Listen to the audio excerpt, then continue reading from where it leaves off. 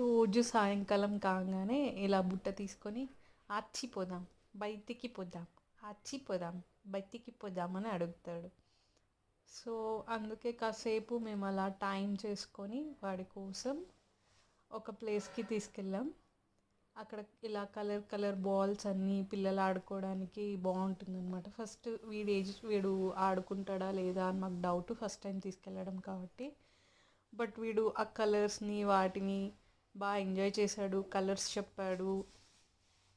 తర్వాత కాసేపటికి బాగా కంఫర్టబుల్గా ఫీల్ అయ్యి అందులో లేచి నిలబడ్డము, ఆ బాల్స్ని తీసుకెళ్ళి లైన్లో సెట్ చేయడము, అలా కాసేపు బాగా టైం స్పెండ్ చేశాడన్నమాట.